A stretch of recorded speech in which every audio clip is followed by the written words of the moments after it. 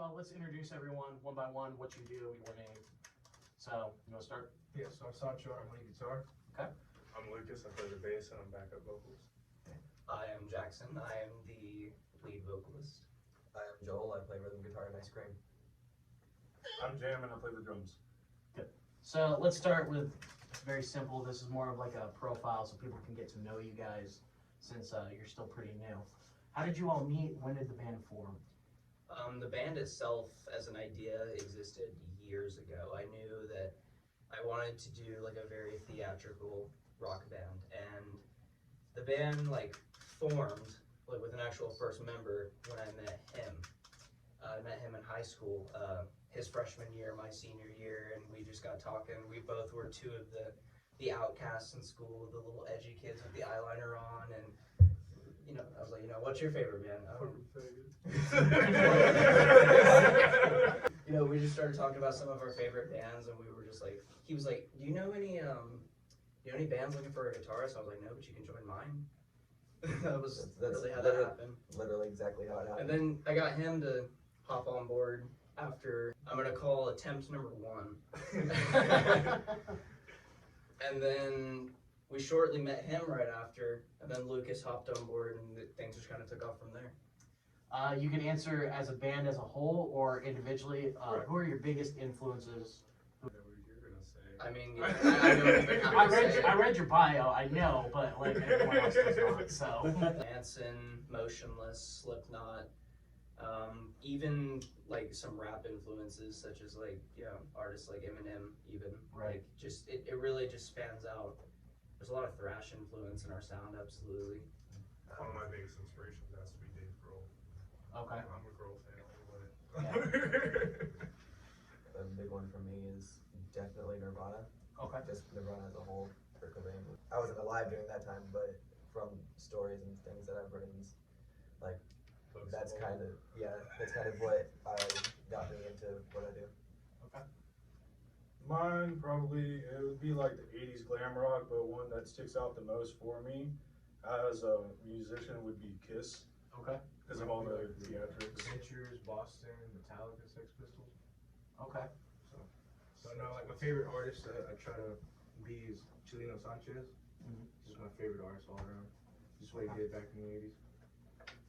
There's a very broad spectrum of music in here, and that always makes for an interesting band. What is the overall message of the band? Like, what do you, people that listen to your music, what do you want them to get out of it? What do you want them to know?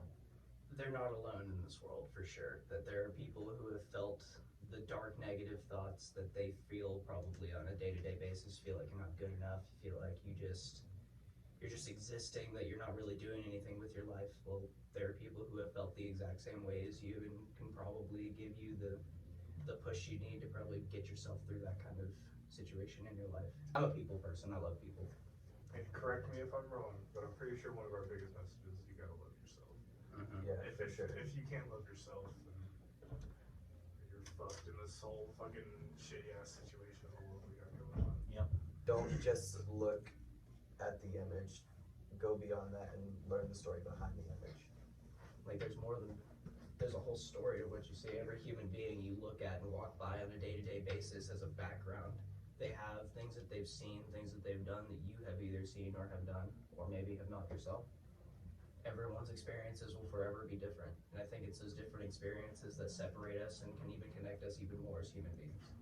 Okay, so currently, as far as studio work, you have a single, Mhm. and then you just put out your live EP 2 days ago. Yes. So, now, what's the next move for Crucify Carolina as far as studio work? Are you guys working on an EP in the studio, or are you working on an album? Like, what's going on? We are definitely, well, there's going to be another like professionally recorded project for sure, but whether or not it's going to be an album or an EP is still something we're talking about as a group. Okay. Like there's still debates of remastering the single that we put out, Right. but it really just depends. That's months ahead of now. Like we're just trying to figure out how to fill the gap in between Okay. as of now. Potentially a music video if we can get it to happen. Music video would be cool. It's a good Mhm. move. I like the trial by fire way though. You know, we're gonna perform this and we'll figure out the song as it goes. No, I'm kidding. Yes, I mean pretty much. That's literally how most of our songs have come Yeah. together. Someone will walk in with an idea and like we'll have I think 2 of our songs have been made within an hour of somebody just like either playing a guitar riff or just saying like, hey, I think we should write something like this. Yeah. That's how Split was made. That's how Split Yeah. was made, and that's how the Luna Lullaby song came to be. Yep.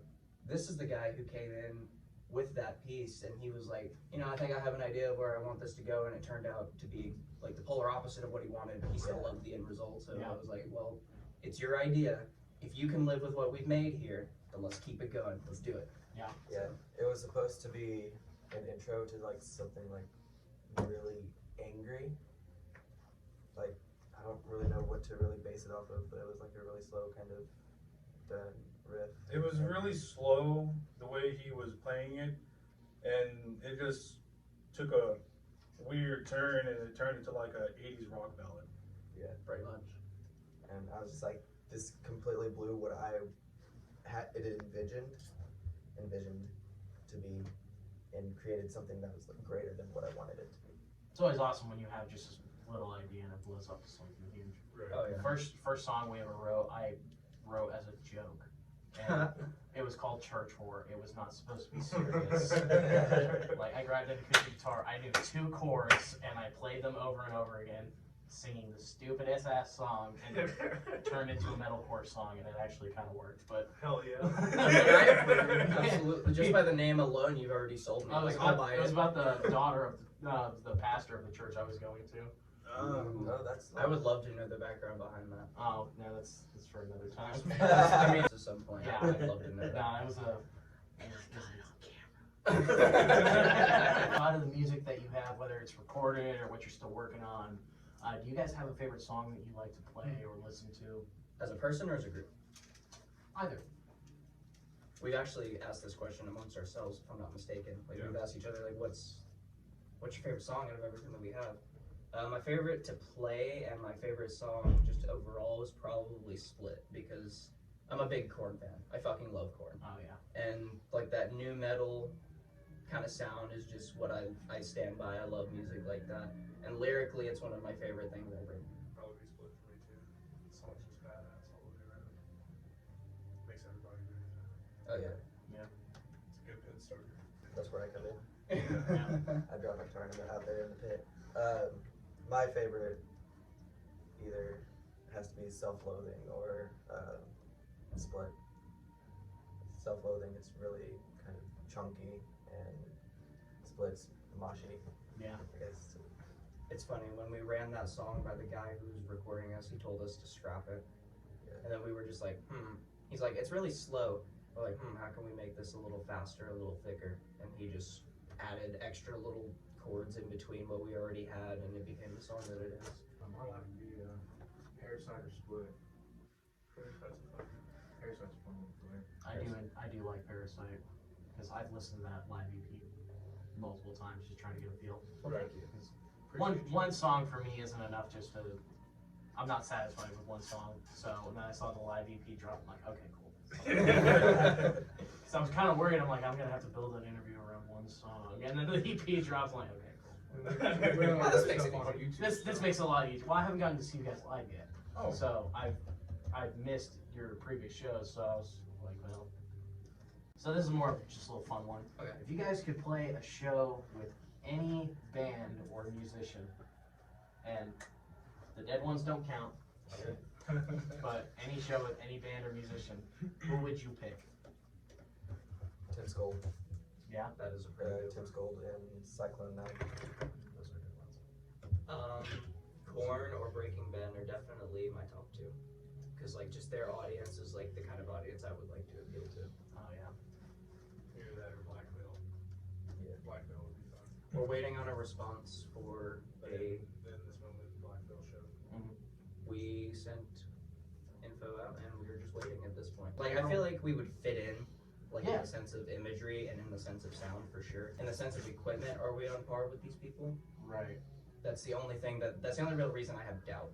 Like we're really small compared to the giant of In This Moment and the giant of Black Veil.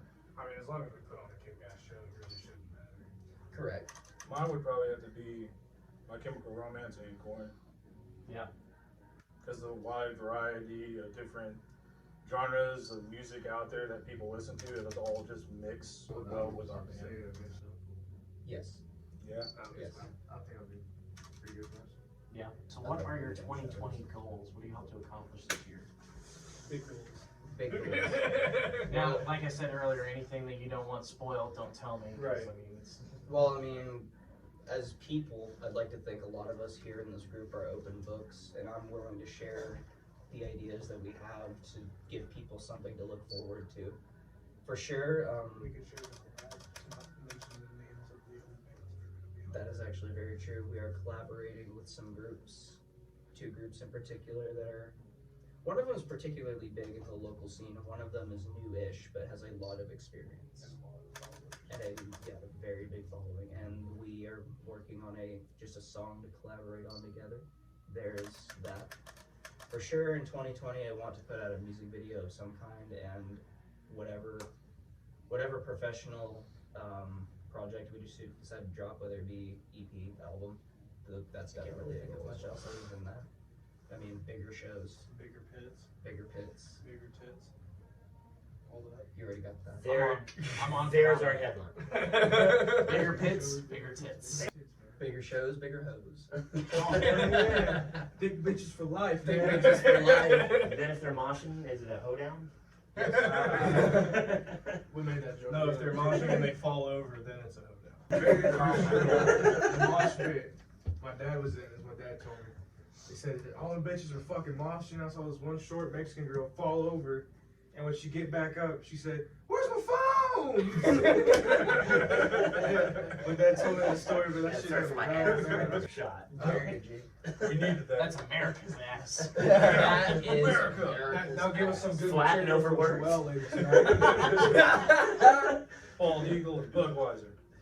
Hell yeah, brother. Okay. I'm out. I'm just waiting for Hulk Hogan to kick the door down. All you're missing is a Pabst Blue Ribbon tramp stamp.